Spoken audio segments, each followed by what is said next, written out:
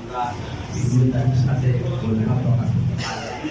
আমরা যখন সাইনাবাদ শিখব তখন সাইনার সাথে কথা বলতে পারবো, মনোভাব প্রকাশ করতে পারবো।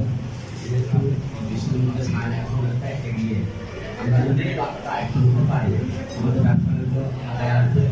দেশের এই যে মাননীয় প্রধানমন্ত্রী যে একটা ক্লিনের কথা বলেন যে আমরা আমাদের দেশকে উন্নয়নশীল দেশে পরিণত করব।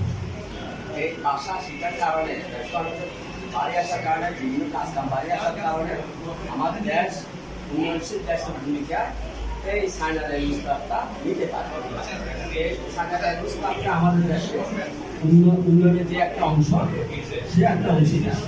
আমি মনে করি এই সিও সাহেব যদি আরো আন্তরিক হন, আমাদের সহযোগিতা করেন, ছাত্রদেরকে বেশি বেশি করে একটা সার দেন, তাহলে ছাত্র ভবিষ্যতে বুদ্ধি হবে বেশি, আয়ত্ত হবে বেশি এবং দেশ উন্নতি হবে। এই বলে আমি ধন্যবাদ এবং ধন্যবাদ দিয়ে সবাইকে ধন্যবাদ দিয়ে